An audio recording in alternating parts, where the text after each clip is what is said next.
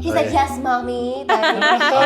She always grew up very Christian. Thank God you didn't. On I'm here. a porn star. I should be open with you. I have herpes. I'm like, Oh, okay. Welcome to BB Talk. I'm Janelle. I'm Ray. And we have our two really great friends, Amanda and Jake, here. This is BB Talk, the podcast with strong chemistry and even stronger opinions. Yes, the safe space. We literally are just going to talk about anything. So, yeah. Yeah, started. Welcome. So why do we have Jake and Amanda here today? Well, it's amazing because a year ago we did our first podcast with you. Yeah. And that was our most successful podcast with 20 views. Yes! Honestly, yeah. And at that time, it was before you guys had met. Yeah. And so we actually wanted to start off with just like, giving like a year in review, what has happened since, and if you could talk about how you all have met, because it was quite the amazing story. yeah, Yeah. like tell. Me? Yeah, well, you start. I mean, like you were on Hinge. Like they got you on Hinge. So then. Yeah, you were on Hinge. I was on Hinge. We've all met on Hinge, actually, so That is- And this they're is not getting sponsored. married. No, I met you literally. Hinge. yeah, Hinge. Sponsor their wedding. That was from our sponsors. I guess we could start off with maybe your perspective, Amanda. I know you kind of talked about it maybe before, but we can just talk about, I guess, where you were a year ago and where you are now. Yeah. It's pretty big, True, but yes. we can kind of Yeah. just go. That's a So good way to put it. a year ago, we decided to go to Cali to dance and live our best lives. Amanda and I, just us two. Yeah, just us two, having a blast. Didn't expect to meet this one, but I did. And a year later, we're still together. I officially moved to California. We're just taking it, day by day. It's been a crazy adventure since the last time I was on the Been a crazy podcast. A little preface. When you guys went to California, you guys were like all about, okay, we're going to make this fun. This is going to be awesome. It was just to celebrate her birthday. Yes, and to be absolutely completely transparent, I did have a little bit of a problem with it. Only because like I was your boyfriend and you were going to California with, at the time your single friend Amanda was your best friend, which is amazing. But if we look at the probability of going to California and the kind of girls' guy trip. that you would meet, you're talking about a liberal guy that That probably was just scary. wants to, take advantage of you at the bar. You know what I'm saying? Like those probabilities are higher, especially here in LA. I mean, LA was voted, I think, the worst dating scene in America. That makes sense. Yeah. It's I like could attest to that when I lived everybody here. I know who is like trying to find somebody else here. It's rare to find two people that are from California that like make it work. Yes. Most people have dated somebody or they meet someone who's not from the state, and then it like kind of works. Yeah. But yeah, no, it's a pretty insane dating scene out here. Yeah. And so I had my reservations with you guys coming out here. But I figured, you know what, like you guys were so like deep into the whole planning thing that I was like, okay, I'll turn this into a good thing. Whereas if you guys go and you were to, I actually told Jake this yesterday, but if you were to have come here to California and you would have, like fucked up or whatever, I would have known. And that would have given me clarity knowing that, okay, like this happened and like I wasn't okay with it and then whatever. So I was like, okay, cool. I'll let the universe use this as a tool to see if we're really meant to be together. And luckily, everything worked out great. I kind of just had to trust because like I'm sure you would agree that like you would not let, your girlfriend go to a state with only one other friend. There's no guy supervision, no one to protect you if something were to happen. I mean, if something were to have happened, if y'all hadn't had met Jake and things would have gone wrong, I would have been powerless in Texas while you probably would have been kidnapped and trafficked here in LA. Oh, no. And what would I have done? Like caught a flight, be there in 8 hours, you know what I'm saying? Like everything would have already Call happened. Liam Neeson from Taken. Yeah, exactly. I Yeah. will find you. So luckily it all worked out. I did have like that was a big moment of like trust. And while I did have my reservations, I'm glad everything worked out great, I kind of just trusted and look at where we are now. My trust, I guess, paid off and here we are. So Yeah. yeah, but ever since y'all have met, y'all did double long distance, which is amazing. Yeah, we That's did long fantastic. distance long for a good distance. 9 months. Well, like rewinding back to like the night we met once winter stops moving around back there. It's like kind of a crazy story because, during the summer, I was going through a really bad separation breakup with my ex-wife now. And we were together for 7 years and married for two technically, but like kind of one. It was weird. But we had split up in May, and you know, I spent pretty much the whole summer kind of like healing, essentially. And then what's crazy is the day that I met you, and you know this story, but you guys, Ray knows the story, but the day that I met you was the day that like she moves out, I think in May with her friend, but all her stuff was in the house. And so she would just pop in and out whenever she wanted, which was a huge problem because it was ever like when you gonna come in? Like I'd be sitting here with my mom, and then she'd just come walking through the front door. Oh my goodness. And then I would get yelled at for not like warning her. I'm like, I didn't know you were coming over. But Also, though, fuck that bitch. Oh my god, wait.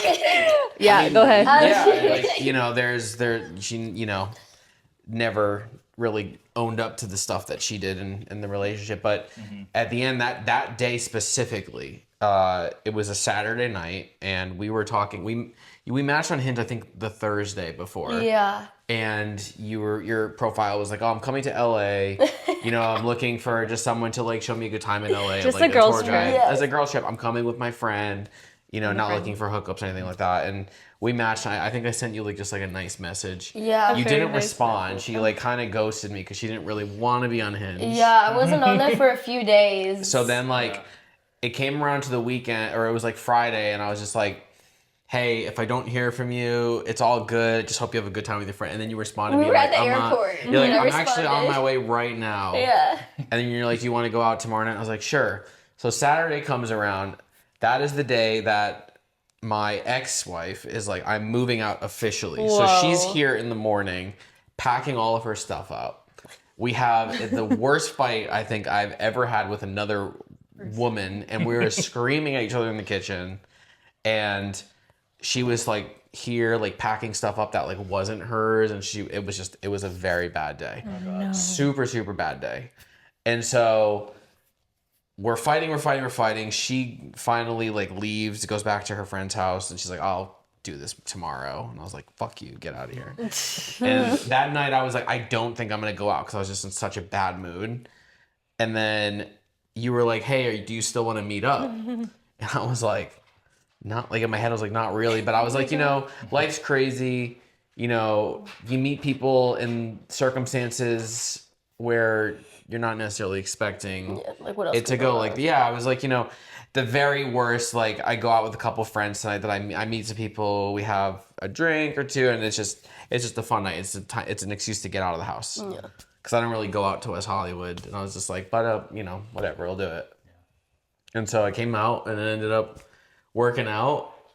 Went to Orange County the next day. You drove Yeah, well, us. yeah, then I guess you must have liked me because you invited me to, she invited me to drive. So they were like, oh, me and my friend were going to Orange County to see Janelle's family. Gonna take and the train. And they were like, we're going to take the train. And I was just like, The train. well, the train, I was like, 2 hours. if you want it, because you're like, do you want to come with? And I was just like, oh, you must like me if you want me to go with you. And I was like, I'll just drive you guys. And now I put myself in Ray's position. Yeah. And now let's flip the roles where it's like, Ray is at home. He hears his girlfriend is going to Orange County with this stranger In a Tesla. that her friend met the night before, and the he's club. driving her. Yeah. Yep. Like I can imagine from that perspective as like a guy with a girlfriend being like, "What the going fuck?" This is all true. There's like a combination of like anxiety, like frustration, anger, and like hope all at once, right? Yes. So it's like this combination of like things. And I remember on the way, so we have like a good night. You guys go to sleep, and then the next day, I was like, I don't think they were that drunk, but I was like, maybe she was just like, you know, having fun, and she preemptively invited me. I was like, I don't want it to be weird. So I remember messaging you, being, are you sure you want me to still go? Are you sure? And so I show up. Yeah. Everything's still. We go to Erewhon. Then we hit the road. We still clicked. It still felt as good. And then I I took you guys, and I remember we were like halfway into the trip, and then Janelle starts crying in the back seat. Yeah, having a little panic attack. Because we were like being really cute, and you're like, I miss my boy. So we like stopped at the mall. Like, and stopped the car. Yeah, we like stopped at the mall to I felt charge. sick. And you felt sick. You're like, I miss Ray, and like Yeah. I just like it's so cute that you guys are here. It's just making me miss him more. Yeah. And I was like, oh, that's so sweet. And then you guys had the Airbnb that you had rented with that really It sketchy was guy. us. Yeah. The guy was like, "Are you guys coming tonight or what?" I was like, "What?" I'm gonna be here. Yeah. Please let me know so I can be here. What? Yeah. And in my head, I was like, okay, listen, like I drove all the way down here. There's no way now I'm staying at a place with this creepy guy. Yeah. Luckily, like Laguna Niguel is like super cheap, so I got us an Airbnb. Like Yeah. a big, way too big of a house. We got there, it was great, like though. 6 bedrooms. Like, Jeez. okay, we don't need this. Yeah. And then yeah, it was just like a chill night. We were watching Step Brothers. You fell asleep. That's what she does when she watches movies. She falls asleep. This is true. Pretends like she's not, but she does. I'm doing a lot better. As you fell asleep the other night, we were watching The Purge. I was like, one time. No, you slept. You were behind me. Some guy gets shot in the head, and I was like, oh, and I hit silence behind me. Oh my And I turn around, I'm goodness. like, you sleeping? And then she uses the same excuse. I'm in and out.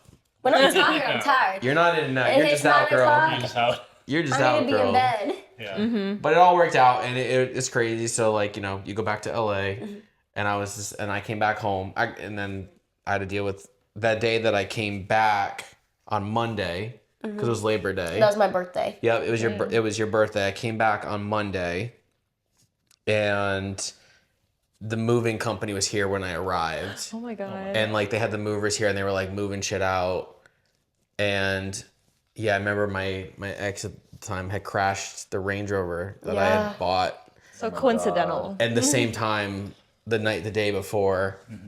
And yeah, she was like calling me while we were like out, and I was like, what the hell does she like, why is she calling me? And she was like, I crashed the car. I was like, what do you want me to fucking do about it? Like, Oh my god.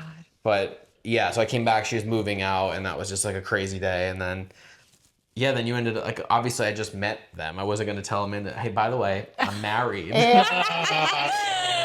We'll get into Welcome that. to LA. Look. I was just kind of the moment, and like in my head, I was like, I don't know where this goes from here, right? Like she Yeah. goes back to Texas. We had a really good chemistry, but I was like, the odds are she's probably gonna go back, and we're maybe not gonna talk anymore. Like I don't know you, and you were like telling me the night before we were going to Ibiza, and you were doing all this other stuff.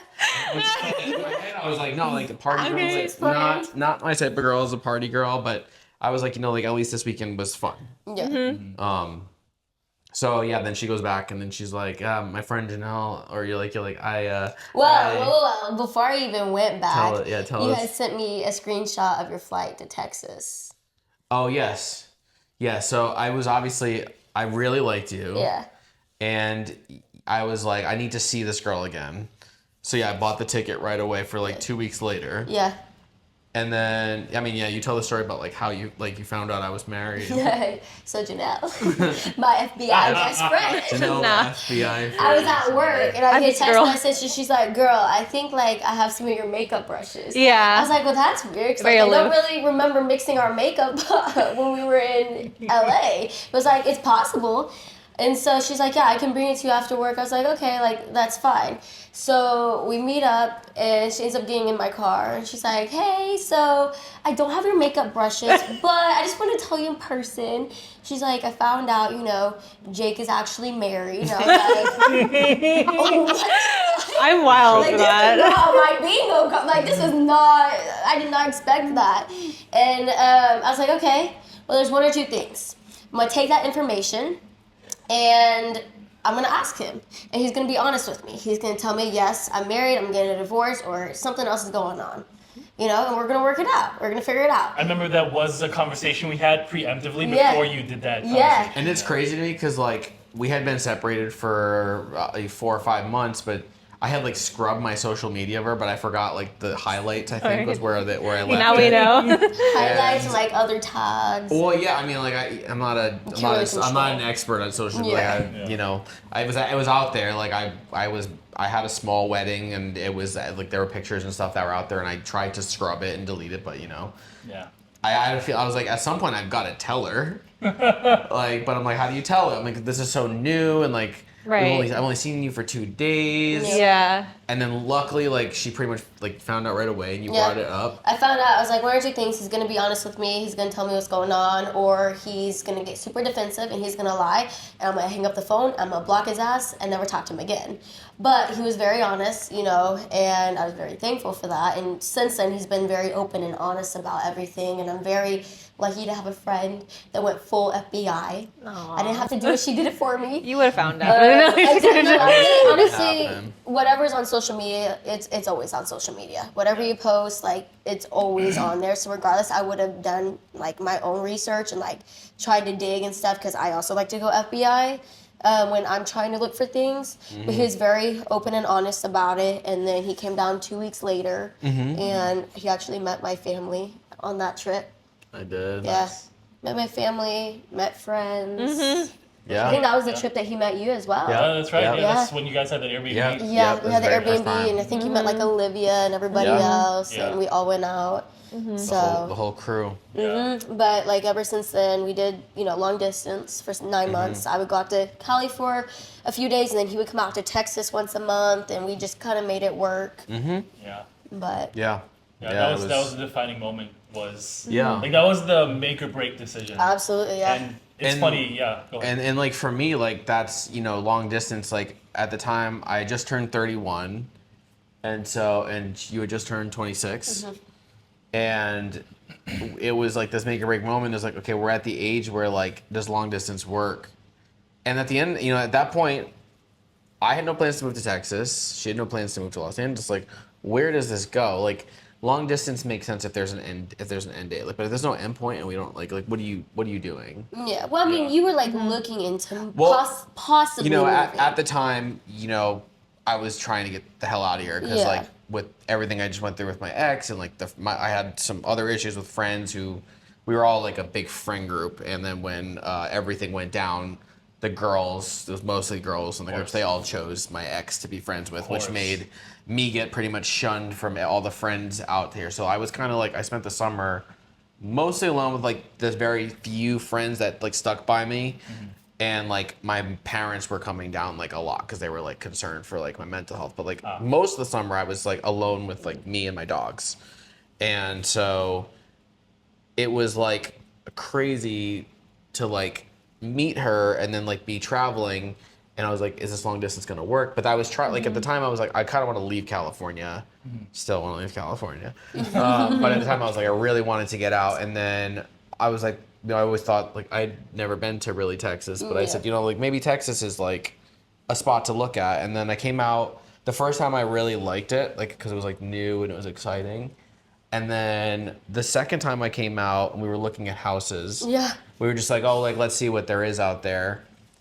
I think I learned, like, after seeing what was there was, like, one house that I liked, but it was, like, $800,000. I'm like, okay, well, that's not really cheaper than, like, houses in other states. Right. And I'm like, and I also just, like, didn't fall in love with Texas the way I wanted to.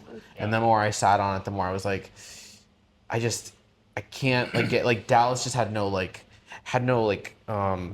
vibe to it. It just felt very stark and just like strip malls. Like there was a lot to do and there's a lot very to eat, flat. but there was no like beauty in the city. Like I didn't see like Except for there's McKinney, like downtown McKinney. Downtown McKinney was great, but I was like, I can't spend all my time in downtown McKinney. Like I was like, and I could not do the roads. Like the highways just like cross. Yeah, and, it's insane. And I was like, I'd rather sit in LA traffic than have to try to figure out. Like when we went to Fort Worth, I was like, man, I can't do this. Like I was like, I can't figure this out. And that I kind of was like, I don't think Texas is gonna be where I go. Like not ruling it out, but definitely not where like my top priority was. Yeah. And now we're at the crossroads again, right? We're like, okay, I'm not gonna move to Texas most likely. Yeah. What do we do now? And then as we got closer, her father got sick. Yeah. And they kind of had, you know, started talking about, oh, we're going to move to Houston. And I said, well, I'm not moving to Houston. Armpit of Texas. I did not. Yeah. I was like, I can't do the weather out there. And then I remember I met your whole family at Christmas time. Yeah. Yep. And Megan, her sister Megan and Jeffrey came down. And I asked Jeffrey, I said, how is Houston? And he said, don't move there. Oh, It's a period. terrible place to live. It's super, super bad. Nice. And I was like, okay, valid. I hear you. Science. Yeah. Science. Like, I'm like, totally not. And then her parents finally were like, we're going to leave. And then it came down to the decision where, I think we both agreed it was like a little early Yeah. for it to move in because we hadn't even been dating a full year. Yep. But I said, listen, like, you have two choices. Amanda either moves to Houston with her family. Yeah, so yeah, I was looking at moving to Houston, possibly, but I also like didn't really want to do that because I don't really have any friends there. And then Fort Worth was an option. Just get my apartment in Fort Worth, work there, and at least it's like in the country area. Like I have a few friends still in Dallas, I can travel and stuff. And then the third option was California. And I said, well, I know you don't love California. Well, you did. You came out here a couple times and you loved California. Yeah. Like, you really had a good time. And I said, listen, I don't know how long I'll be in California. It could be 1 year. It could be 5 years. Yeah. It could be 6 months. I said, I really can't give you an answer. I said, but if you come here, I already have a house that I own. I have cars. I have everything. Like, you come here, I won't make you pay for the stuff. Just come here, live here. If you like it, Yeah. great. If not, and you were like, well, I don't play like that. Like, if I'm moving there, I'm moving there. Yeah, I'm not moving there on I'm not moving maybe, there on a like- maybe. Like, I'm there. Like, because I suggested, I was like, what if you want to do a trial period? Like, what if you just like plan to be here for 3 months? Yeah. And if you don't like it after 3 months, you feel less pressure and you go home. Yeah. And you're like, no, I don't want to do that. I just want to move. I feel like that's like setting it up for failure. Yes. When you think that way, it's almost like you're Yeah. setting yourself up for failure. It gives the commitment this power. Yeah, yeah. And I think the biggest thing is, so she moved here, and then like all of a sudden, I got super, super depressed. And I didn't know what to do because I was like, and it really came down to like, I have my space. Like, this has been my space for a year. It's been all mine for a year. And there's like trauma from like having a relationship here. I bought this house before I was married before, but somebody else lived here. And now a year later, a new girl's here and she has 2 dogs here. So I went from living by myself to having her and 2 dogs who a little more rowdy than I'm used to. And it provoked this like weird like anxiety trigger in me. And I started getting panic attacks like every day. No. And I also felt this weird pressure because her family, like after when we were leaving, her family, like she's so close to her family, and her dad's sick, and I felt this extreme pressure that like if I do something wrong or like I'm stealing her from her family, like I'm pulling her away, and her sister was saying things to her like well, I'm worried because you're not married. I'm worried. Which I feel like is reasonable. I feel like Absolutely. any siblings, like if you were just to move to Germany and you guys didn't have a plan to get married or like really settle down, I feel like family's gonna be valid, worried. yeah. That's Sure. far. You know what I mean? Of course. There's no real commitment here. You know. And granted, when you're married, there can still be things that happen and that commitment's gone You don't and you're say. divorced. No way, huh? Would you know somebody? I might know. Damn. I might know what it's like. So like that's understandable, but it's also like putting those boundaries up and making sure people know like, hey, this is my relationship. Like I understand you're worried and I'll come to you if things truly happen and I need help, but for now I'm good. You know? And then like I felt like every time like I started to feel better because we would talk about it, like she went home to like visit and then she came back and she was like telling me about her and oh Amanda, like you don't really understand how sick dad is or like oh like and she was like and then there was more. Now I'm feeling the pressure again. Right now I'm like I took her away from my family, so that was like it's like eating me alive. And every person who I was telling, they're like, well, she made the decision too, Jake. You can't take all that pressure This is on true. yourself. Like I know if it wasn't for you, she wouldn't have moved. But like she chose to do that. Yeah. She could have stayed. Yes. And I'm like I know, but it is because of me. I was like at the end of the day, like if I didn't exist, she wouldn't be in California. Yeah. And I wouldn't have stolen her from her family. And like every time she was going to FaceTime with them, like they were crying every time. And I just felt like a shit. I was like, I took her away. Like this is my fault.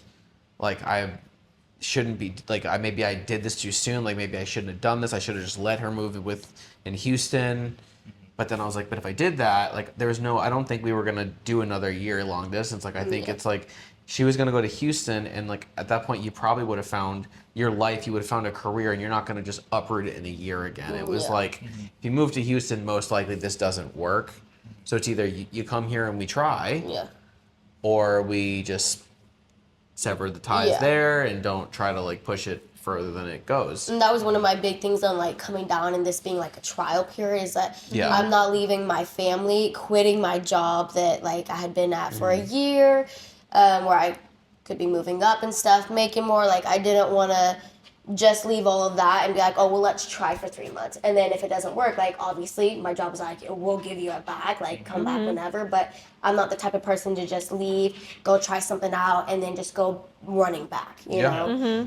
So that didn't set well with me. Yeah. But I think it's gotten a lot better in the aspect of like hearing things and stuff. And I think it just comes from like they're concerned, you know. I'm the baby of the family, and everybody else lives in Texas, so I'm like the first one not to be living in Texas. So in like with my dad's like health and stuff, like it's scary, you know. But I think it's definitely gotten a lot better, even with your anxiety and stuff. Like it's gotten better. But I think to kind of what Ray was saying, like you understand where her family's coming from, because if something happens, this is a new person. They're not there when you were going through issues with your ex. Even though you weren't living with your family, they were right down the street. So if there was a problem, you could go home. If there's a problem here, it's harder. But and I want to kind of like say this. I think generation, like the older generation, it's kind of like you were saying, like, oh, you're not married, right? Or you guys can move to Germany, you're not married. Well, the thing is like our generation doesn't see it the same way, because like back in the day, my parents, like, they didn't live together, they got married and then they lived together, right? Like that's just like how the older generation was. Like they didn't live and go through these trial periods, and like we do. Like our generation, like they move in, they see if it works, they test each other through like letting them go to LA, letting them do things that are out of the comfort zone, and you see how things work, and then that's how you make a decision as a man or female or whatever to transgender, whoever you are. Don't exclude anybody. You test the other person, and you learn through circumstances if you're going to be able to make this your person. Like I knew by Amanda moving here, I knew it was probably going to be tough, because every time we saw each other, it was like we didn't see each other for a month, so it was going to be just like nonstop love and affection and just fun and adventure. Like there was going to be no real problems. When you move in, you start to have to go through life together, and you start to see how's that person handled this kind of situation. And I was not doing very well with that. I mean, her dogs were driving me insane. Like they were like pushing me in every little thing. I mean, it was just because they were invading my space. So like when Winter just like wasn't listening, or she was being rowdy, I was like, I was like panicking. I was like, I can't like find peace in my house. Granted, Winter is a lot. She's like the biggest baby. And she's a lot. You could tell her no, and she'll just sit there wagging her tail like, yeah, okay. And Peach really grew on me. Her little dog has really grown on me.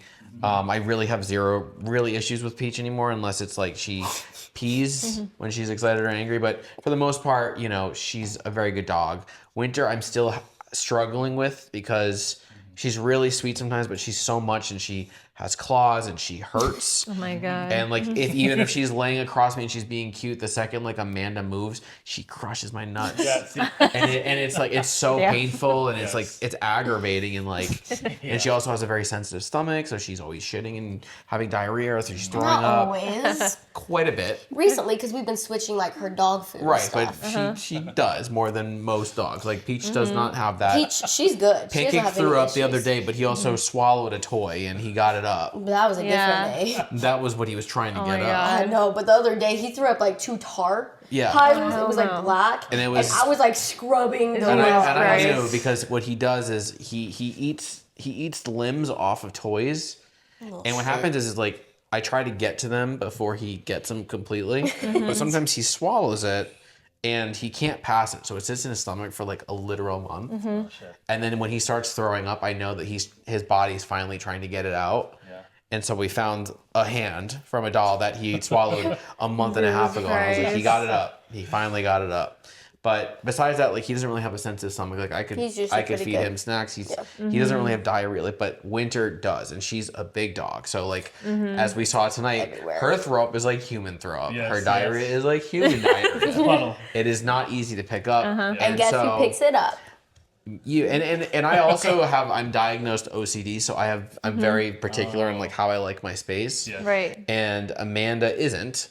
And so like, you know, like if she was leaving like the dogs poop outside, I was getting like, I would be like, you need to clean that up. Even like a Yes, pile. yes. Even a pile for Yeah, 30 like, minutes. yeah. Like he was like, nope, and it needs to be fair, right now.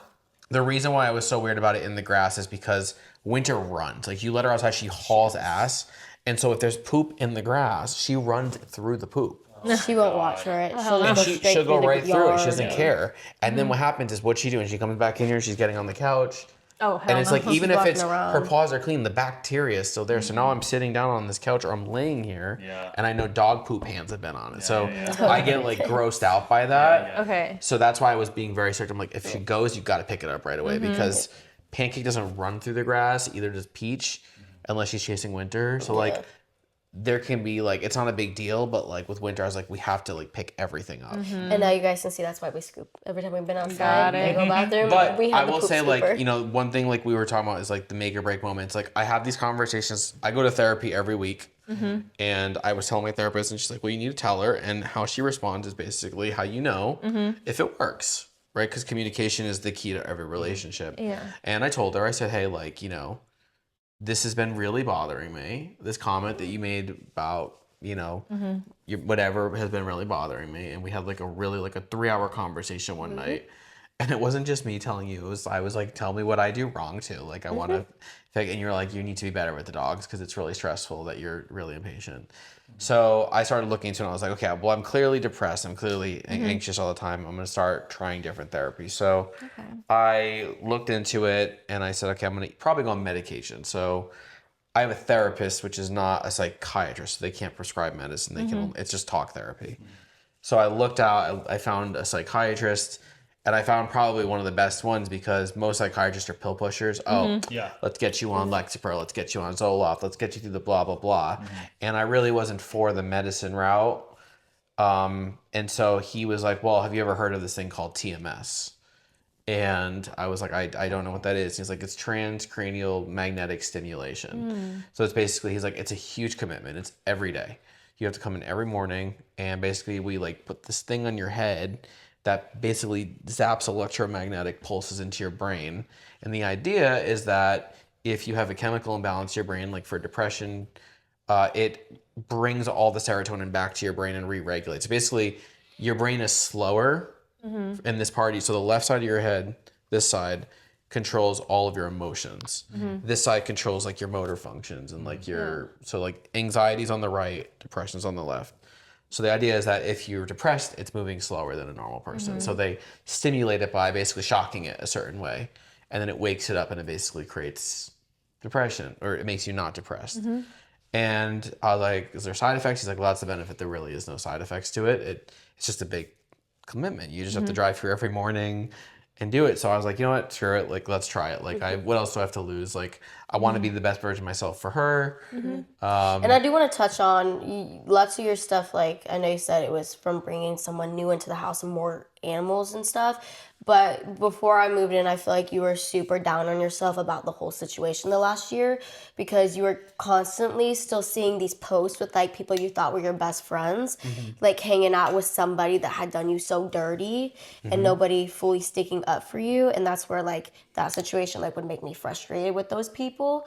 But I feel like that was where like that also started as well, is that you're constantly seeing these people hanging out with somebody that did you so wrong, and everybody's so friendly with her and sticking up with her, but then behind her back, everybody has a whole bunch of shit to say about her and they don't like her and stuff. So it's like, what is it? So I have a hard time when people are like, yeah, like, we don't like so da-da-da-da-da. And then all of a sudden, it's like, they're posting them. They're best friends with them. It's like, for me, it's fake and it's weird. And I don't like that. And the last year, I've been able to get away from that and not have to deal with that. And so it's hard to, like, see him going through that stuff. So then it made me very angry and anxious a lot, too. It was difficult. I mean, on top of like that going on, and then obviously bringing somebody new into the house, and these animals that obviously don't listen as much as Pancake does, because he's had like real training. And the girls, like they're young and they haven't had full on training, but they'll do the basic things. But you guys know Winter. She's a crackhead. I have a question for you, Amanda. So kind of backtracking, even in the beginning, like this time last year when you had just met Jake, you know, we literally were long distance. What, given like your prior experience with like your ex, would you say you had maybe trust issues like going to the relationship or? For sure. No, I'm not gonna lie. There were little things here and there for sure that I was like, okay, like it's long distance. He still has to technically deal with his ex and like be around these people that still are constantly around her. Like it is very strange to me. Like I'm not super comfortable with it, but there's also nothing I can do because I think it was before we were even really dating. I was like, there's nothing I can do. Like, we're not together. We're long distance. Like, let's just take it slow. Like, I can't be controlling. So my question is, given that, what made you make that commitment to, I'm still going to see this through, I'm still going to do long distance, given your experience in that moment in time and now? Like, what allowed you to make that leap? Because My I feel charming like, person. The reassurance. The reassurance so from we Jake. also did, like, find each other's the Life 360 and like the location. So like he always had my location, I always had his. So it wasn't like, oh, you're lying to me, like you were really out at the bars like messing around type of thing. And I wasn't that type of person. No, I he don't wasn't. drink. I don't like as I got to know Yeah. him more, like he wasn't somebody that needed to be out every night, which was very nice and like I said, super reassuring. And that was something that we kind of built our relationship on, is that if we're gonna be long distance, we have to reassure each other because otherwise it's just gonna collapse and it's not gonna work out. And when you lose trust, like that's such a big thing in a relationship. Personally, for me, when I lose trust in somebody, I have a really hard time building that back. And usually it causes me to have like anxiety and depression. So then I'm just like, it's not worth putting my mental state, like my mental health through that again. So like I just won't even, you know what I mean? I won't even do it. For sure. So, okay, yes. So let's put it this way. What are 3 deal makers that you found in this relationship that you did not have in your previous relationship? And I want to hear yours as well. Okay. Reassurance. Huge. That was huge. Massive. Yeah, the reassurance and finding somebody that genuinely wanted to take care of me and cared for my well-being. Yes. Like, even though he was in California, if there was a night I wasn't feeling good, like, I would come home from work and I would have, like, soup or, like, stuff from, like, the store at my, at my door. Like, if I just didn't want to cook, he would send me food. Huge. So, deal maker, boom, Which boom. Oh, other people would say it was love bomb. That's the good kind. That's a good question. Jeremiah from You know, Love Table Island. that. the thing is like the ex's relationship, and we'll go back to, but it's just like I've always just been a very like sweet person like that in my new relationships, and I get attached really quickly, and I think a lot of people like It's a good thing. say and like people are like, well, you're love bombing, like because you're giving her all this stuff, and I'm like, love bombing has an intention with it. Like if someone's love bombing, they're manipulating them to like them back just because they want the control over them. Yes. But that's not my intention. My intention is just I really like this girl and I want to give her the world. I want to like show her that like I want to take care of her. And that was kind of where I was, because when I met her, you know, I could tell that her last relationship, when we were talking about our exes, her last boyfriend didn't really do things for her. Like she had air conditioning go out in her car and he didn't do anything about it. Like he didn't take care of it. And so I felt like she didn't really have that relationship ever with anybody that actually like would buy her things and do really nice things for her. And I could tell because when I was doing it, she was very uncomfortable. And she was like, I don't like that you're like buying it, but I'm like, I'm trying to show you that like this is what you actually deserve. Because Amanda's like one of the best people like I've ever met. She's like one of the sweetest people I've ever met. And did you had one more though, right? That was 2. Yeah, communication. Very big thing, especially long distance. Very big thing. My thing when I used like in my last relationship, like we would be angry at each other and we wouldn't talk for the longest time, or it would build up and then we would just kind of like blow up. And it's a little different. Like I'm still the type of person that like if I am frustrated or something going on, I still have to walk away. Like, I don't leave the house. I just walk away for like a few minutes to really get my thoughts together and calm down, just like rationally think things out. And so I still do that, but we usually talk about, like, we try to nail it in the butt within like 30 minutes. And we try not to raise our voices. Obviously, it still is going to happen every once in a while, but it's also just meeting each other halfway. Well, this is how you made me feel. Okay, like, I understand, but this is also like how you made me feel in that moment as well. And so like, so like communication. And that's a big one for me. Like, I had a friend back in high school. It was like middle school, high school, and his name was Max, and he got into a fight with his girlfriend, and he ended up leaving the house. They were fighting. He stormed out, and he ended up dying in a car accident. Oh shit. no. Yeah. And at the wake funeral, like, she was talking about it, and she's like, I never got to say sorry. Like, that's how my relationship ended. And for the rest of my life, I have to know that. And so for me, communication and fighting has always been like, don't walk away. It's fine to walk away in the house. And like, you need a space for a second. I get it. Cause like when you're angry, you don't want to say something the wrong way. I get that. But it was don't leave.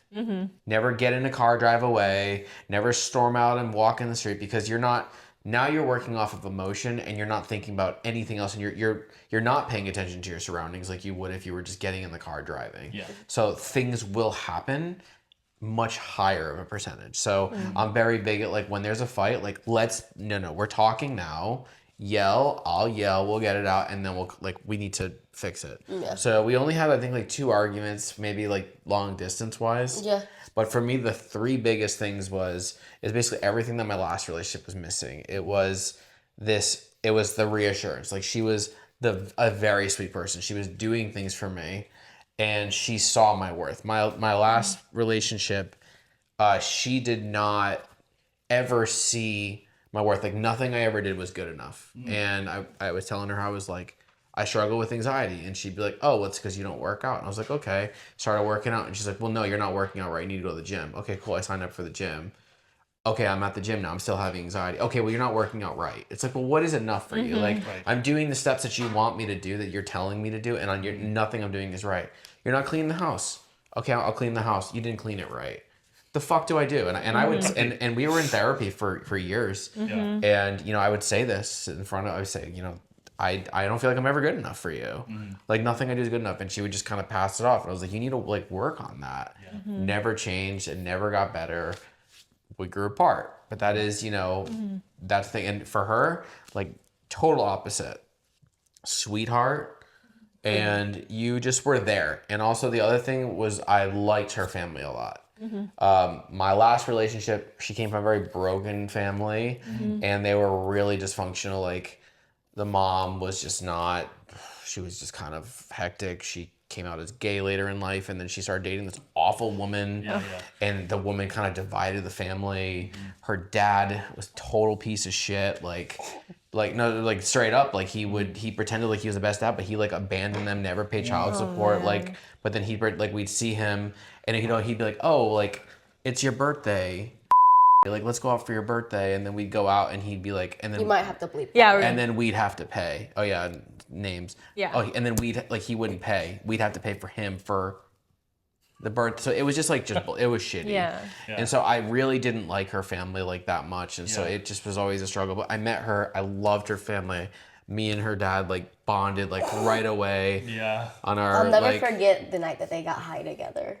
Yeah. That's incredible. These two And your dad? They, like, came out and they were eating beans and, like, Vienna sausages in a bowl. That's wild. It was the craziest Vienna sausage. thing. Backstory, her dad has cancer, and weed is not legal in Texas. It's very legal in California. And I said, listen, like, it does wonders for cancer patients. It's why it's medicinally became legal for cancer patients. And so I knew he would never smoke. I knew he would never vape. So I said, okay, I'm going to bring some gummies, because he'll do those. And, I think he was a little hesitant too, but he's like, was so sick. Like, he's so nauseous all the time. He needed to gain weight, and he was just, and he just was in pain. Yeah. So I went to the dispensary, and I said, okay, I need something for a cancer patient. Like, I don't need the shit that I'm gonna smoke and just get high, and like I need something that like stimulates the appetite and it relieves pain. And they were like, oh, you want CBD, CBG, and THC. You want all three of them. It's a little more expensive, but I don't care. Yeah. So I bought a bunch of little goodies for him, and he was a little nervous. And I said, I'll do one with you. I was awesome. so high, and he was so high. We're watching like political things on TV, and his dad's just laughing.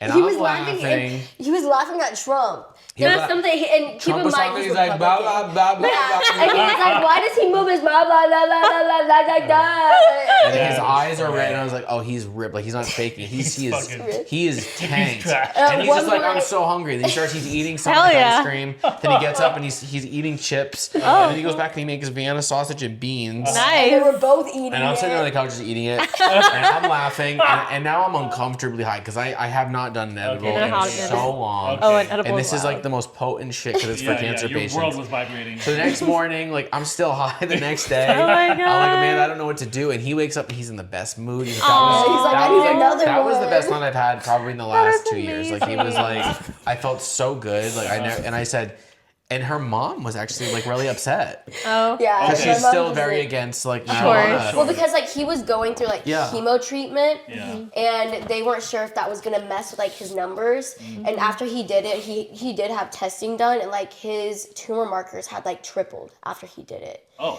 And so they're like, okay, no more for now until we figure out like kind of what's going on.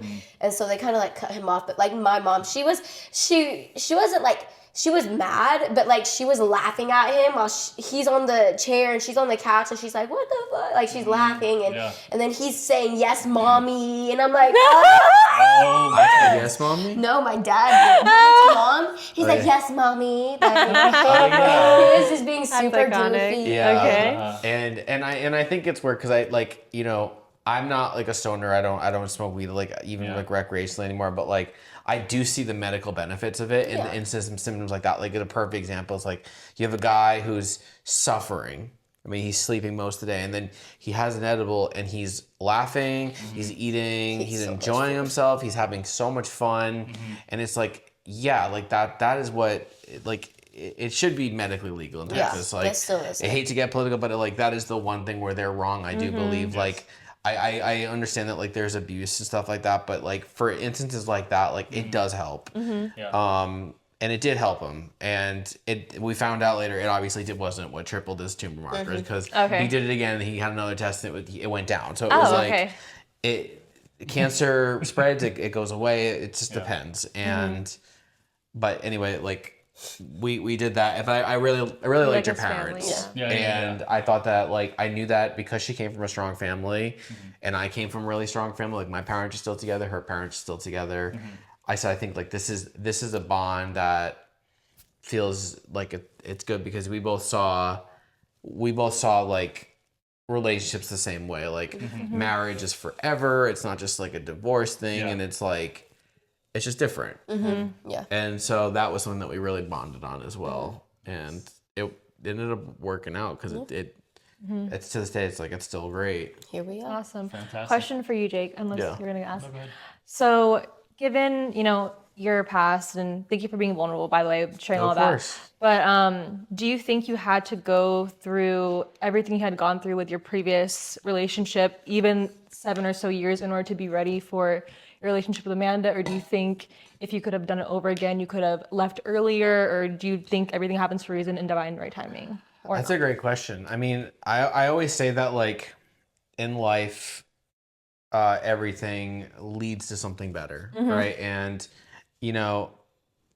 I could say like, I wish I got out of the relationship early. I probably wish I didn't get married early. But the thing is like, I made the mistake, I did it, and I learned so much about myself. Like for 7 years, and out of those 7 years, like the last like couple, like I was very unhappy and I didn't know about myself. I didn't know I was strong enough. I saw myself as weak, and I think I had to go through such a severe like summer to like really learn about myself and become a better version of myself. And when I met Amanda, I don't think that I would have been as good of a version of myself when I met her if I didn't go through all of what I went through. So in some ways I don't regret going through that because it's an experience that I had that carried over into me meeting her and being the better version of it. So I believe that everything does happen for a reason, and it's just like you think of the series of events. If that didn't happen, she didn't move. I would have been mad. I wouldn't have gotten on Hinge, and then if I didn't get on Hinge and sent me that second message, then may not have gone out that night because I went out that night and here. And so it's just like these like layers that lead to the other layers, and it's just like, and it's a perfect example of like, no matter how bad your day is or how it's starting, you can always turn it around. And that was the worst day of my life and also the best day of my life because I went through like the worst fight, the worst pain that day. That's crazy. Which then flips around to the best night. And I remember just being on cloud 9 that night because it was just like, when we started hitting it off, it was like, holy shit. Like, this is weird. Like, I haven't felt this in a long time. And That's beautiful. And then I got scared because I was like, oh no, like, you know, I just got out of something. Like, am I gonna get my heart broken again? Like, I'm, vulnerable. And yeah, and I wasn't sure at first if she even likes me like that. Like, we were just kind of vibing for a while, and then she finally like kissed me, and I was like, oh. And you said it was what was it that did it for you that made you like want to kiss me that night, or that made you like me? What'd I do? Kept feeding me water all night to make sure I didn't get drunk. Oh my gosh. Yeah, I wasn't taking care of you. Yeah, he's very sweet gentleman, taking care of me. I mean, the club that we ended up, like one of the rooftop bars we went to, charged you like $100 to get in. I was like, no, we don't have to. He's like, it's your birthday, we're doing it. So he was doing any and everything just to have a fun night and make sure that I had a good time as well. So. And you said it was, she went to the bathroom and then she asked me to carry her purse, and I did. And then she was like, that was what it was for me. And I was like, really? Same question for you, Amanda. Do you think, given everything you'd gone through, did everything happen in the timing that it did in order for you to meet Jake at your current state and whatnot? Or what do you think? I'd say so, yeah. Just because, like, you guys knew my past relationship and stuff, and I was in it for 3.5 years, and I kept giving someone chance after chance to not just do better for themselves but also for like me, and like every time, like after 2 weeks, like they would just go back to the same ways. And so like I was kind of over. I was like, I don't want my kids to experience that. I don't want to continue to experience that for the rest of my life. And so I mean, it was heartbreaking, having to be the one to like pull out, but it was like I had to do it. Like, my heart was honestly out of it a lot longer than I, like, physically, I was. And I think we shared that kind of bond too. Yeah. It's like we both got out of a relationship the same month. Like, hers was May, mine was May. And we both had been feeling distant from our person for like almost a year prior. And there was like circumstances, obviously they ended differently, but like we both shared that. Like, we both were out. We were not looking to find our person. We were just like, this is, what is this going to be? And then we ended up just hitting it off. And I like think about it now. I was like, this weekend was a year ago. And it's like she lives here now. Yep. I know. Crazy. We always talk about and that. she's having a baby. No, not yet.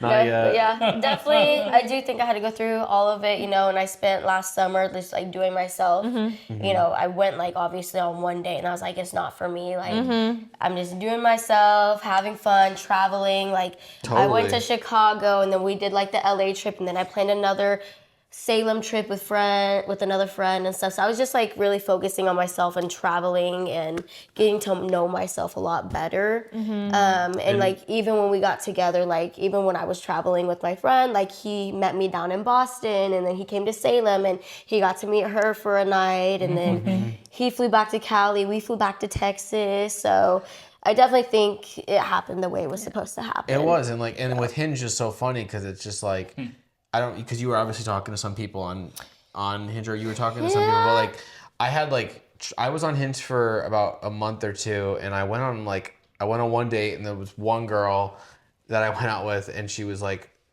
basically throwing up out my car. Oh. And like I ended up, this is really bad, but we went to like a Thai restaurant, and she was mean, and she was just like the worst human being, and I left her there, and I left. But I'll be back. That's and I drove away. I was like, I'm done. I can't. Nice. And then the other one, I was like talking to this girl, and then she ended up like coming over. We never did anything. And then She ends up like fucking. She's outside in my yard like taking naked videos. I'm like, what the fuck are you doing? What's going She's like, on I'm here? a porn star. And I was like, In your yard. Wow. I was like, Oh my God. LA for you. Or like when over you here. do porn, like you just like take naked videos. She's like, no, I fuck other dudes. I'm like, what? That's why. And she's like, I should be open with you. I have herpes. I'm like, Oh, okay. Check I and was check. like, goodbye. And I was like, what the fuck is Hinge? I was like, this is stupid. Fuck Oh this. my Fuck this God. app. Yeah. So like, The app to be I was deleted. like, I don't want to. And that when we were talking about the LA dating scene, like that's Yeah. the shit that we like as guys we Right. get. It's either like girls don't trust the guys because they think we're only just trying to hook up. And at the time, I'm not doing that. Like, I've never been just like a hookup guy. Like, I've always wanted to find my person. And I just think that a lot of girls, like, they hear that all the time from a guy being like, I don't want to hook up. I just want to find my person. And then the guy's just like, no, he really just wants to sleep with you. So it's like, how do you believe me? Like, I'm just Yeah. another stranger, you know?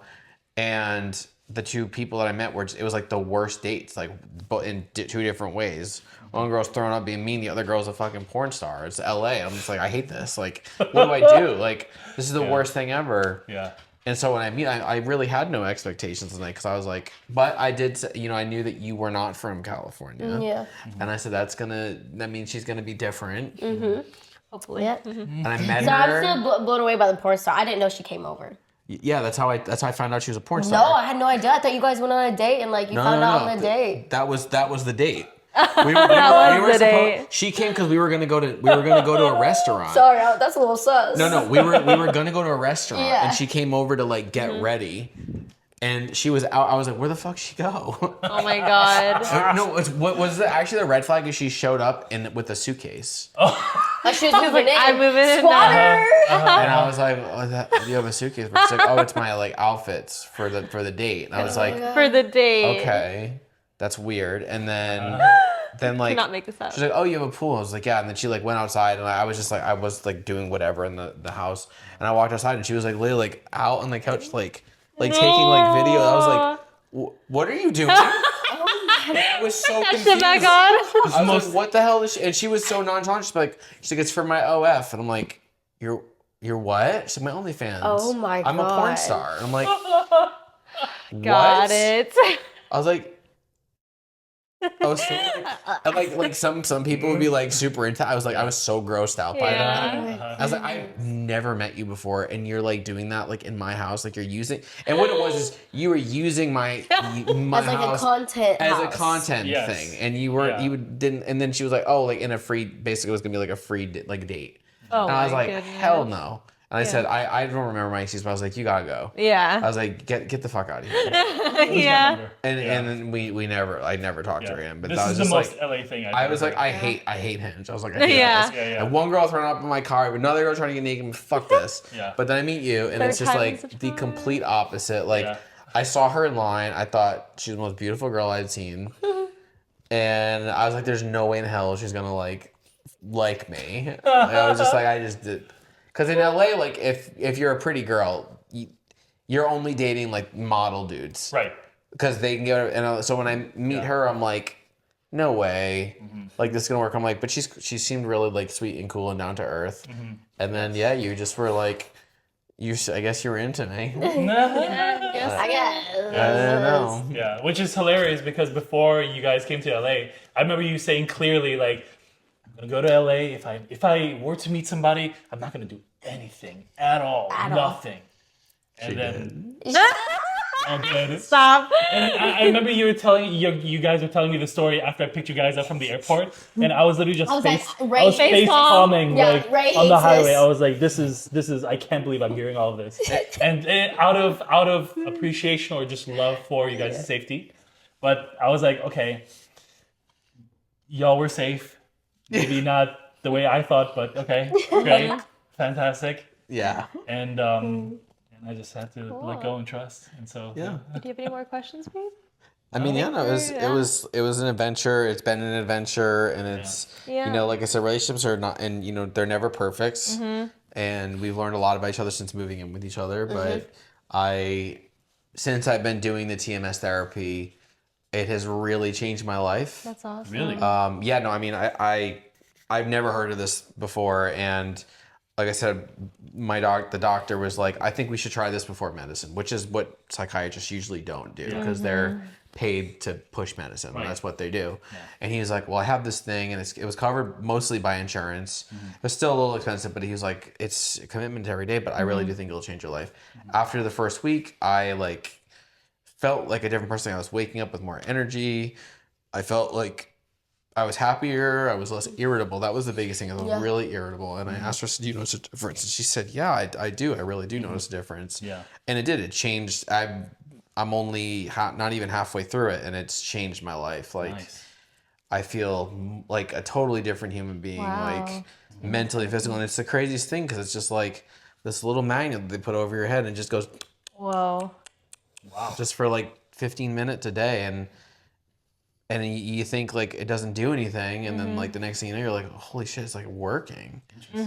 And it's FAA approved for like severe depression, like suicidal patients. Interesting. And I see why it works because there's no side effects besides a little tired, but like you're not like when you take pills. In my past when I had tried medicine, I just didn't feel like myself. Like there's a lot of side effects that come with medicines. It changes your hormones. It changes like you may not want to like be intimate as much. You just feel underwater is how I describe it. Like, sure, I'm not depressed and anxious, but I feel like a zombie.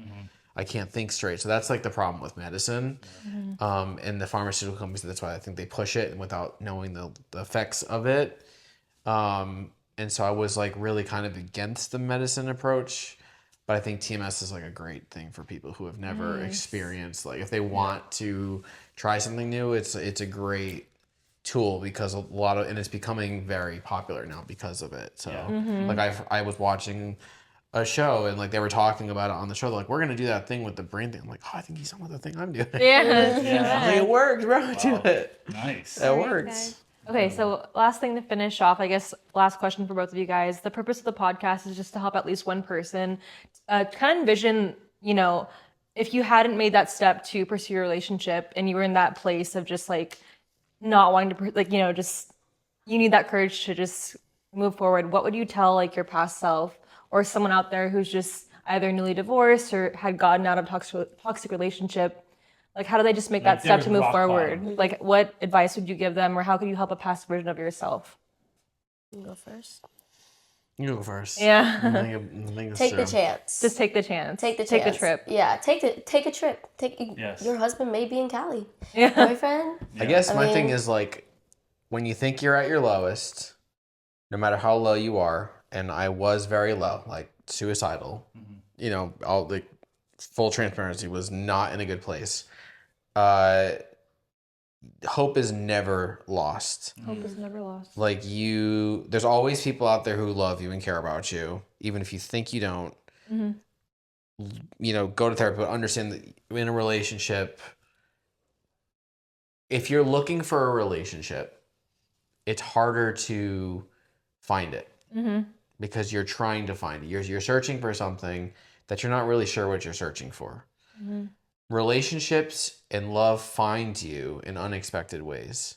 And it's very cliche to think, but it really does. Cliche for a reason. And it's you think about how it happened.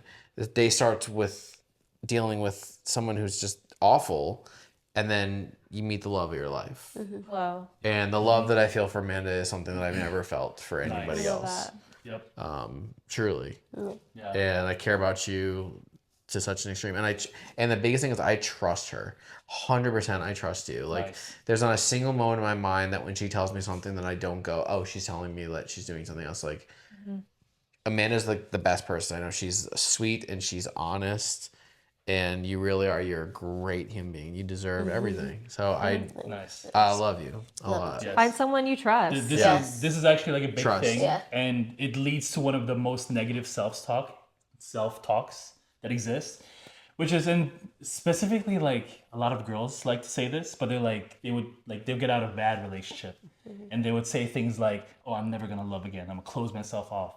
First of all, this is a PSA to all the girls out there. Stop saying that shit, because when you speak it into existence, it actually starts the manifestation process. Yeah. So shut the fuck up and stop saying that because it's not helping Yeah. anybody. And you're absolutely right. Like, Yeah. instead of like having that self-talk, like just love just as hard again. Yeah. You know, keep doing it. Get your heart broken. Yeah.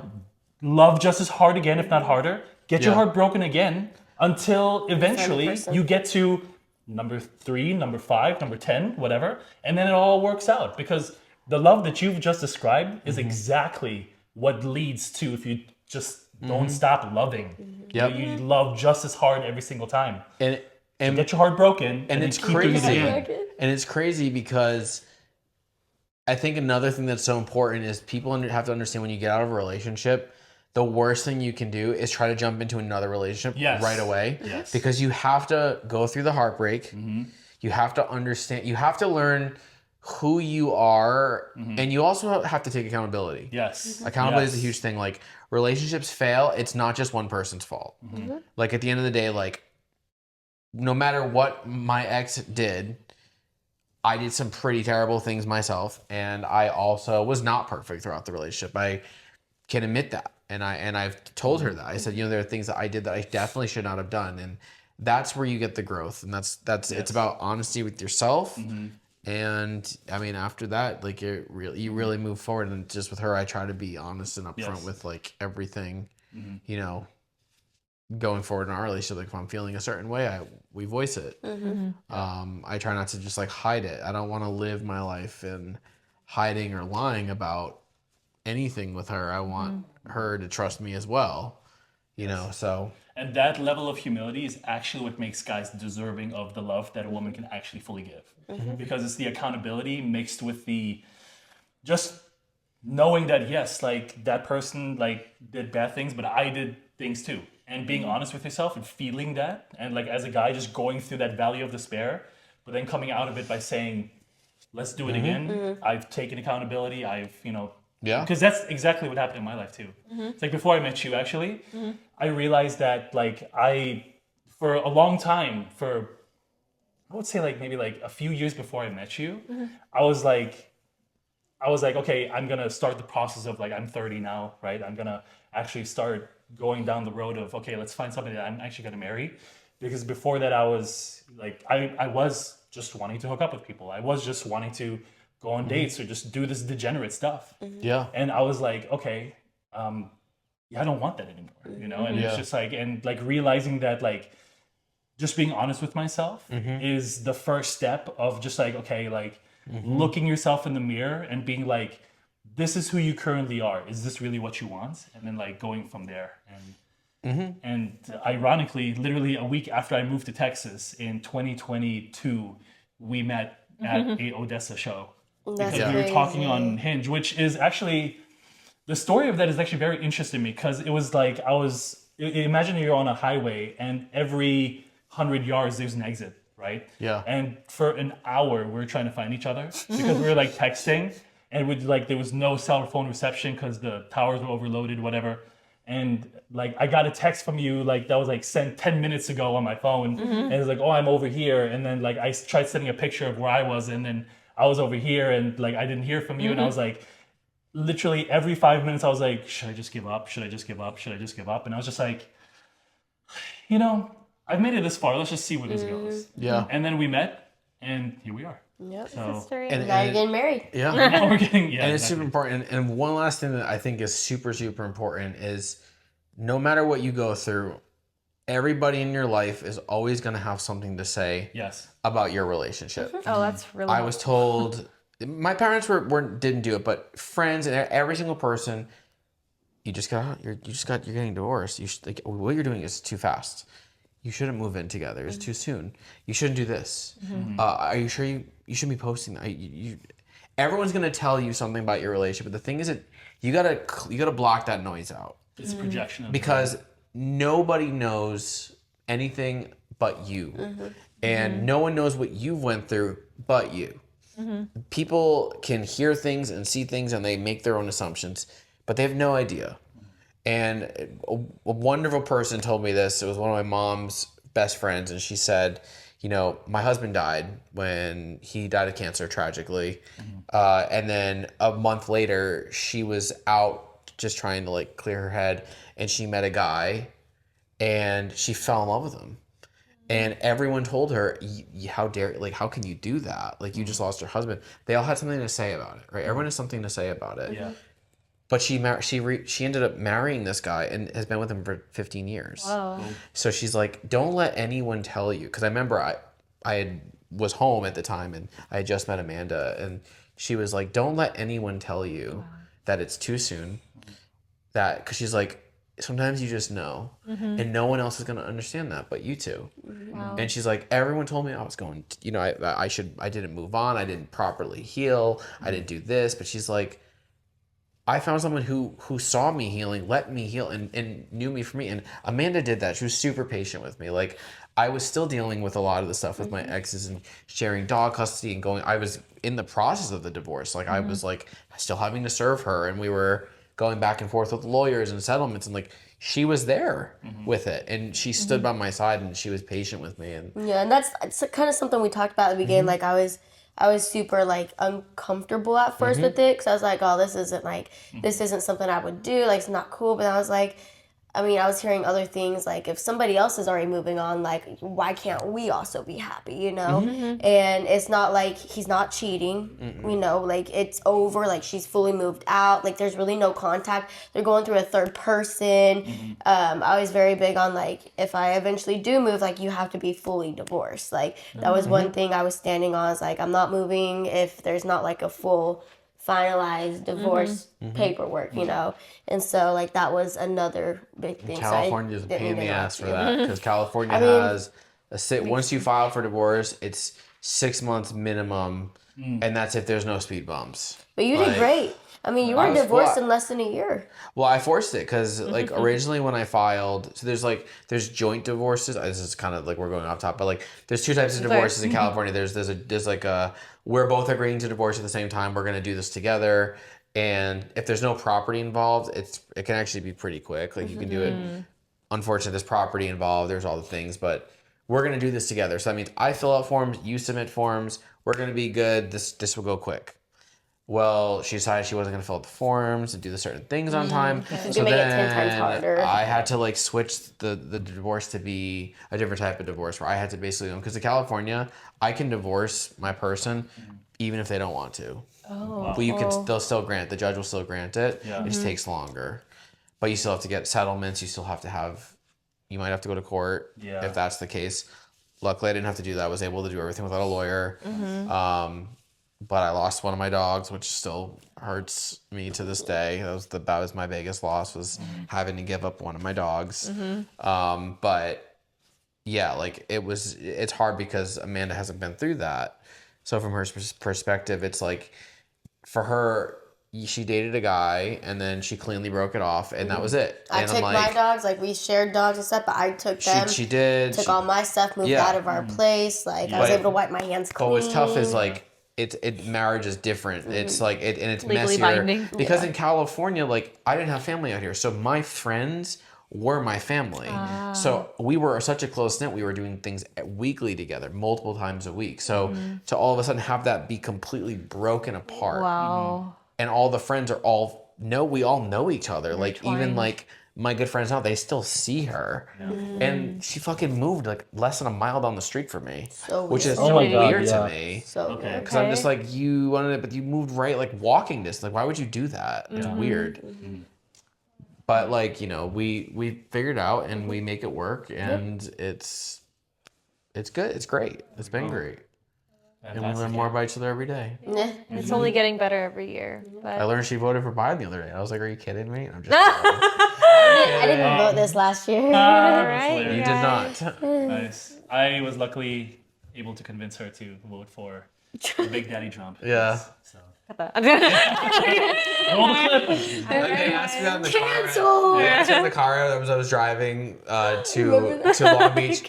They were like, where do you politically? And I was like, if I say Trump, they're gonna, like, I don't know if they're like Republican. They're from Texas, and I was like, Yeah. I'm in the middle, but like, I sway more right. And then I was like kind of gauging it, and I was like, nah, I'm good. That actually made me happy. Like, on the debrief in the car on the way from the airport. It was Yeah. crazy because He's like, that's he what I was supports Trump, worried let's about. go. That's what I was worried about the most. Is like, LA fuckboy. Yep. He's probably seeing multiple people. Like, he's not honest. He's not true. Like, I can't trust him. Any of that stuff. He's probably super liberal, and I can't do that because I'm very, like, in the middle. But obviously, on most things, I am one side. Yeah. And I was like, I can't date a liberal. Trust me, all these I can't probabilities do were it. playing in Yeah, my and so I was Liberal like- guys are like little bitches. Yeah. I literally. mean, they're like, women can do whatever we can do. I'm like, Shut the fuck up. shut up. Like they don't protect their person. Like Right. Yeah.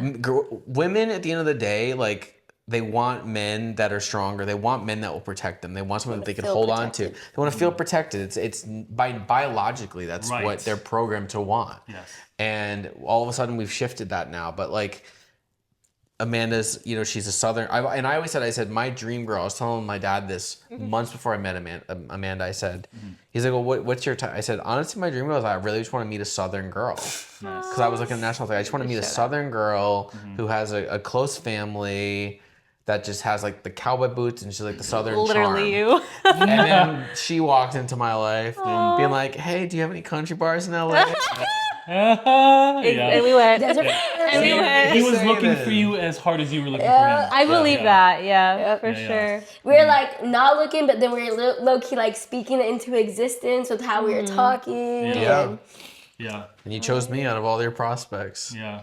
God, I just remember like we Best one. set Hinge up and it was just like popping off, and I was like, what the fuck do I do with Pop this? it off. Because you're a girl, you're a pretty What do I girl. do? Of course you're gonna I get the also attention. set up your Hinge Yeah. with advice that They was like, helped let's me. get a Trump supporter for sure. Yeah. And boom, here we You are. nailed it. Yeah. And then you made a good point. You're like, you're gonna put a thirst pick first. Yes. Any guy that likes the thirst pick Out is the an out of the decoy. door. And I think I liked your picture with you at the Barbecue. barbecue. Of which you I smiling. took and directed, and then We literally set up a night after work to go to Korean barbecue, and I got all cute, you got all cute, and we took some photos, Yeah. and here we Yeah, are. this is true. Jake's taking us to Korean barbecue. Yep. And Yeah. I remember our first night. Or the night we went to Long Beach. We went and met Janelle's grandmother. Oh yes, we And did. So we were like, cute. we were hanging out, and she's like, Grandma, like, how long do you think they've been together? And she was like, oh, like 3 years, and like they met last night. Oh. Yes, and she was. The woman was She's too like, stunned to "What?" see it. Yes. But- But that was the chemistry, and then Janelle has a video that will most likely play at our wedding. She said, Yes. you know, I don't know, but I have weird feelings. I just think that this is gonna make it to their wedding. No, we all know. Even my family, like, yeah, they were just like, he's a good one. Yeah. So yeah, Her guys. grandma was obsessed with the Tesla doors. Oh, And she was to us. recording that Yeah, shit. Oh, so Yeah. cool. She said if you want us to create your Hinge profiles, but Are we ending this already? yeah, We haven't even it's done a like fun 3 question. hours. We could do another Give episode. me some fun questions. Yes. Okay, so all right, we'll this- put at the end. So I just have one curiosity question before we go into Yeah. the next segment, Oh. which is hilarious. Okay. But- so if Amanda was pursued by a guy that is basically better than you in every metric that you are, how would you react and what would you do? This is happening now. Like, No. this is- Just hypothetical? Just hypothetically, Okay. if this were to happen, If this like were to Amanda was happen. being pursued by a guy, and not saying that Amanda would take any action on it, but how would you react or what would you do if she was being pursued by a guy that's basically better at every metric than you?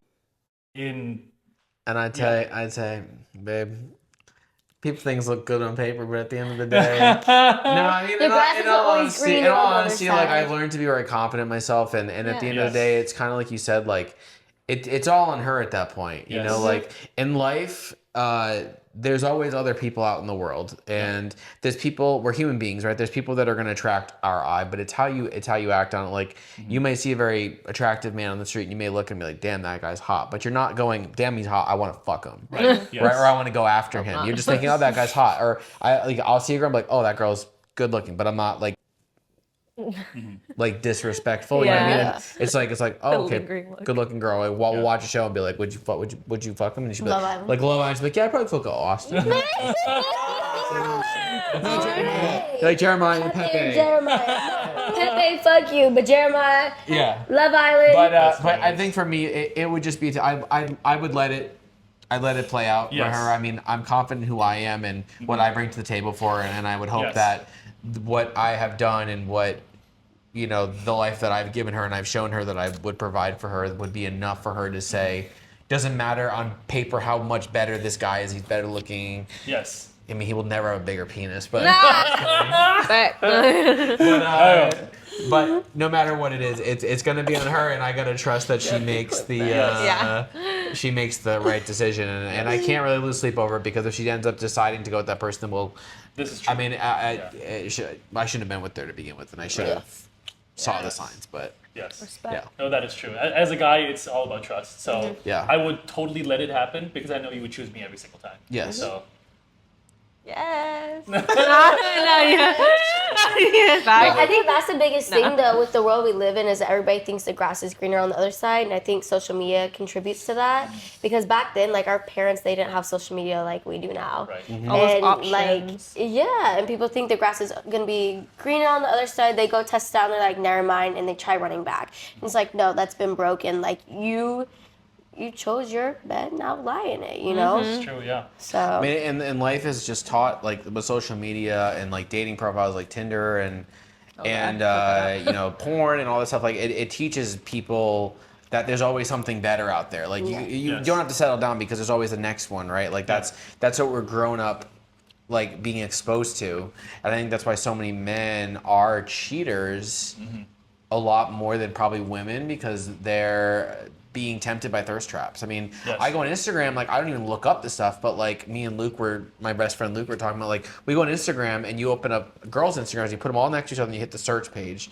and we don't search anything wrong, but like, look at our algorithms. We're getting girls taking their like shirts off or dancing around, and they're getting like dog videos. And Nails. it's just like, Yeah. look, like, we can't, like, By the devil, I I don't even swear. look at the stuff, but like, do you see what's like, they're Yes. pushing at me because I'm a man. Yes. Whoa. And they throw Yes. it's like, that's what social media is. And Yes, like, weak men who aren't confident in themselves or that love their person will heart that. Yep. Maybe slide into the DMs, or Yeah. maybe it's a girl that they know and they're like, girl posted a pic, I'm gonna hit them up. Like, I know people who did that and or have done that, and it's just like, that's what social media is.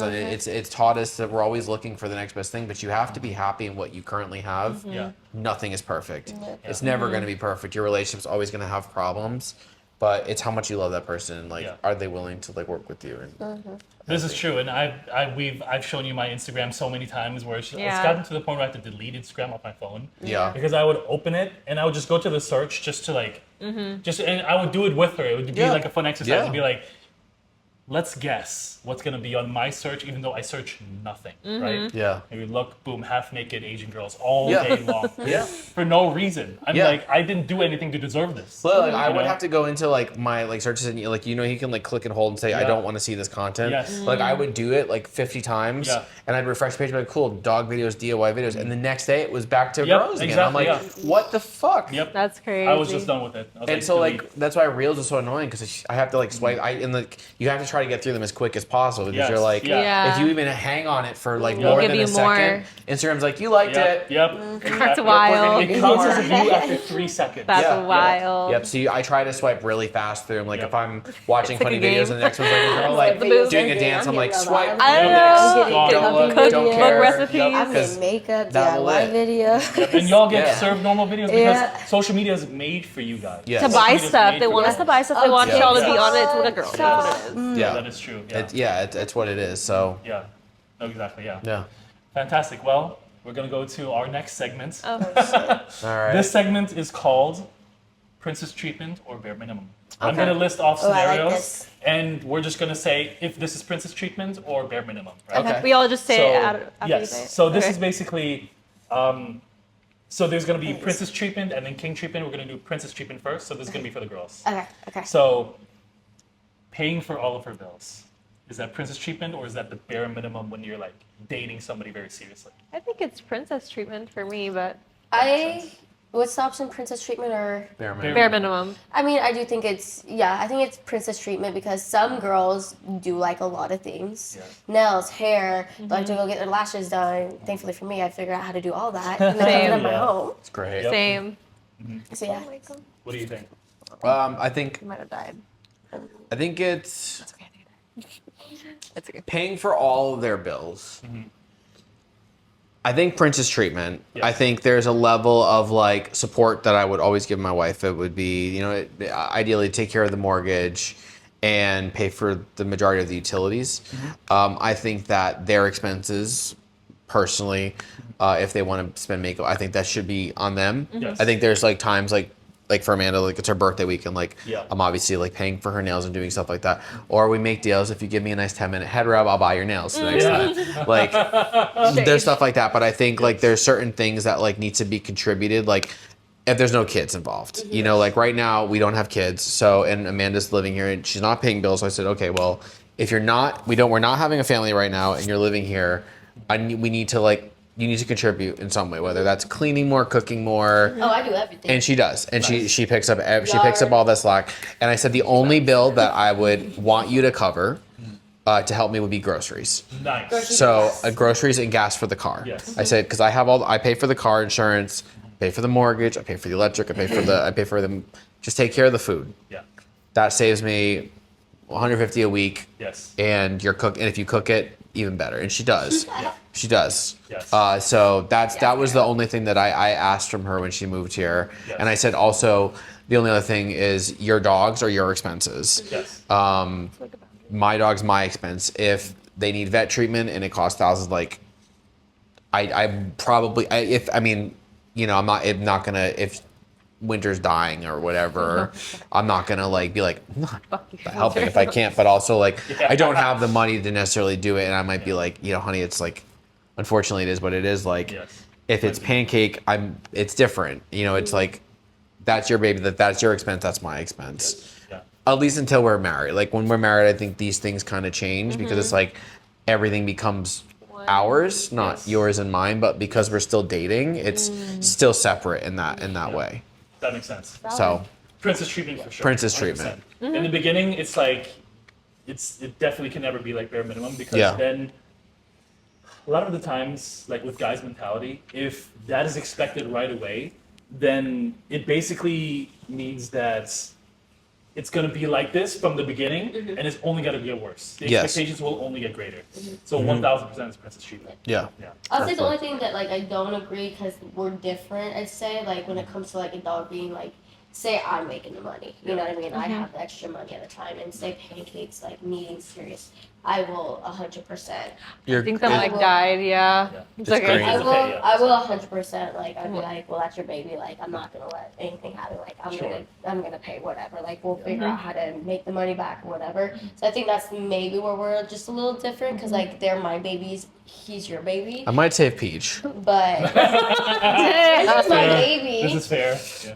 She's not my baby. Yeah, she is your Peach baby. is getting to be You're her more, stepdad. You're not even her real dad. but she loves me. Yeah. And I don't know. I think it just depends because pets are very expensive, and I think that like it's also like to me, I see it as it's her responsibility because she chose to have the two dogs. Yes. She made the decision to take both of them from her ex, and so But Winter her company. was mine, so it's like Winter's Peach is so like- Winter's definitely her responsibility, and if like something happens, it's like even if I have the money to like do, it's like it's your kid. Like I see both sides. I see both sides of it, but for me, it's like.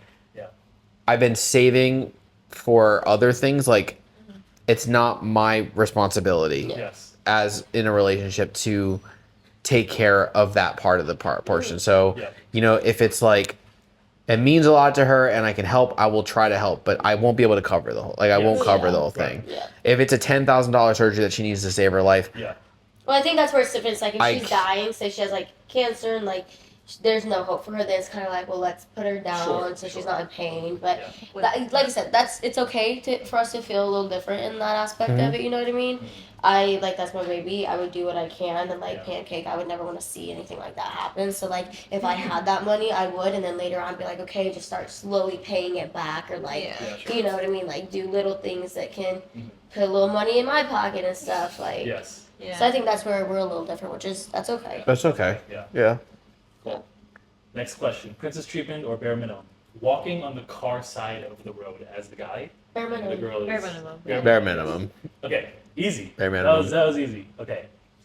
Not letting her carry heavy things. Bare minimum. Bare Bare minimum. minimum. Yeah. I think we're all in agreement here. Yeah.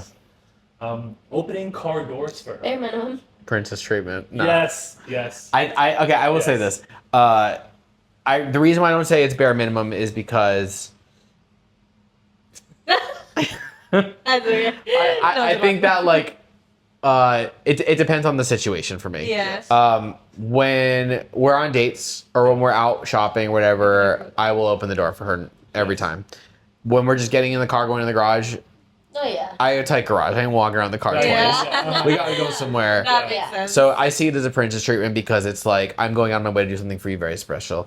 Yeah. There's bare minimum things. It's still a very gentlemanly thing to do, Yeah. but bare minimum to me says you should just always do it. And I Yeah. think in certain scenarios, I'm just like I don't feel like I need to in certain Yeah. situations. Yeah. So that's why. 100%. I will for sure always open the car door, but Yeah. only if it's convenient for me. Yes. And I don't have to walk around the car, Yeah. open the door, Right. walk back around. If it's convenient for me on the way, I will absolutely open the door. Amanda does this really annoying thing is she always walks in front of me. So when we're going anywhere, I want to open the door and do things for her, but she always walks in front of me. Yeah. And like she'll open the door. I'm like, can you not do that? Like I look like the asshole for not holding the door open for you. Yeah. Like today I'm on going. She opened the door and she's like, wow, way to be a gentleman. Like you walked up first. Hey, Yeah. you weren't gonna though. Absolutely, That's I why- would've. That's why If I walked called in- him out because he was ready to eat. And I know Wrong. how he gets when he's ready to eat. I was not ready to eat. Yes, I was like, I will hold the door for you, no problem. But like, I gotta be there first. You always walk up first. I'm like, stop doing that. I do, but I've also like I have noticed that like you do open the doors,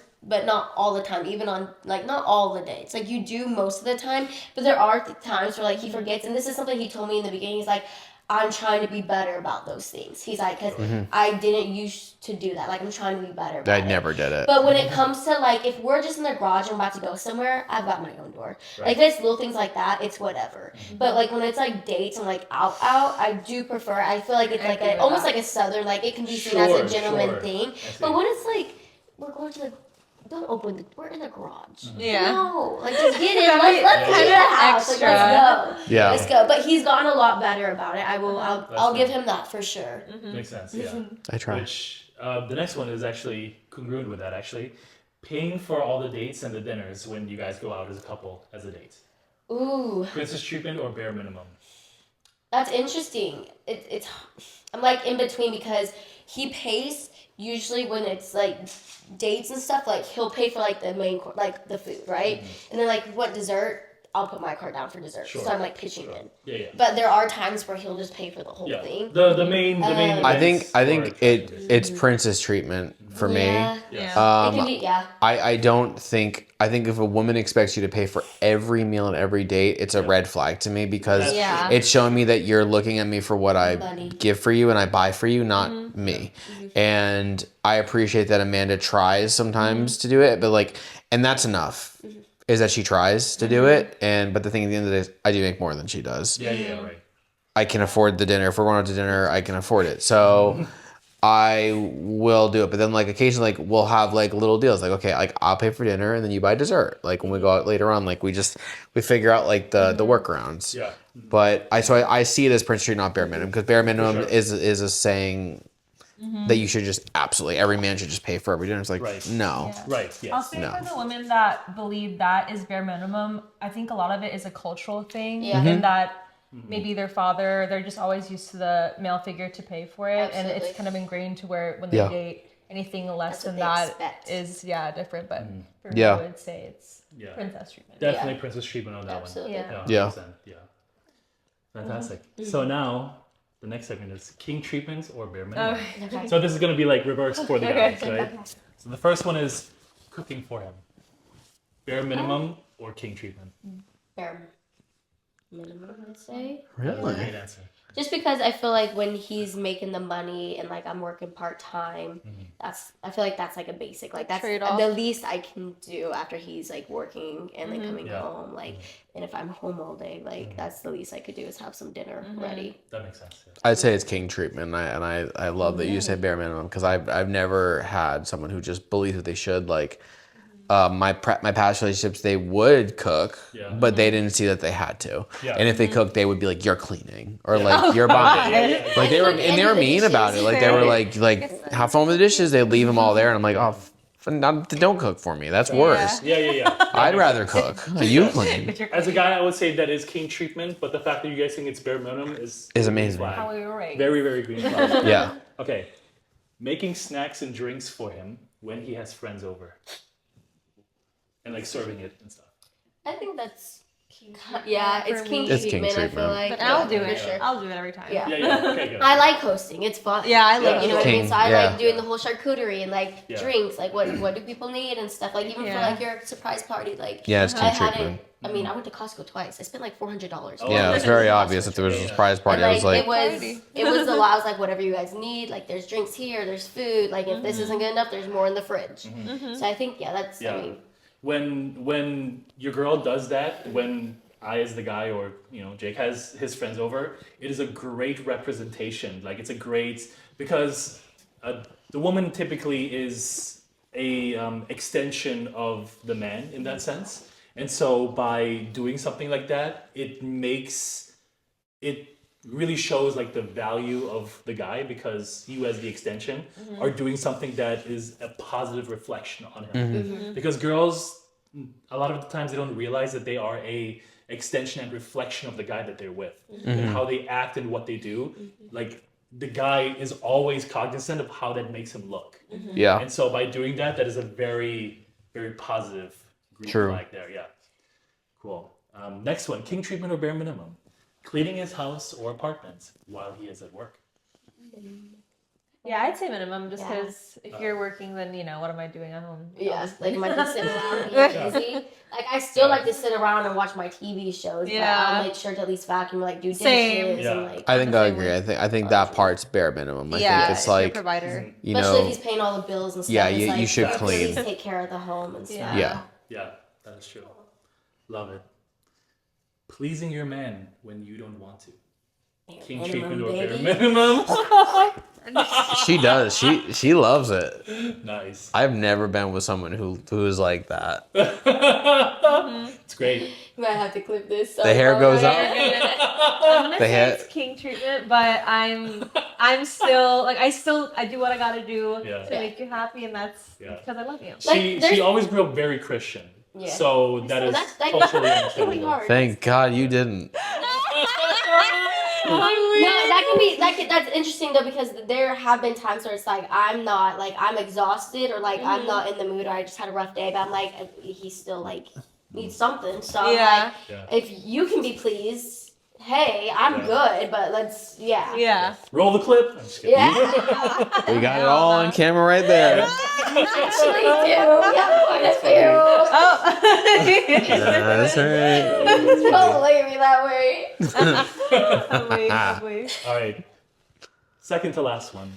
Buying him something that he really wants without him asking you to. Like, let's say you're like walking in the mall and he's like, man, I really love this thing. You know what I'm saying? It's like $100, $200 thing. Yeah. And then you buy it behind his back kind of thing. King treatment or bare minimum? That's king treatment. I for think sure. it is. Okay. And I'll do it. It also though I think depends on the price point just because Sure. like I'm part-time I don't make as much so Yeah, if it's yeah. something that I'm like oh that's easy peasy like Yeah. that to me is bare minimum because if you can afford 5 to 10 under $100 I feel like that's just something like that's minimum to me but if Yeah. it's something more expensive like in the hundreds it's like okay well I'm gonna have to work extra and make sure I'm saving and budgeting so that I can make sure to get him that because it's something he really wants Yeah. so Okay. Yeah. That is definitely king treatment. Yeah, it's king Yeah, I think treatment it's for king sure. treatment. Because like the thing is like guys aren't used to like getting things. Yeah, we're Like, not.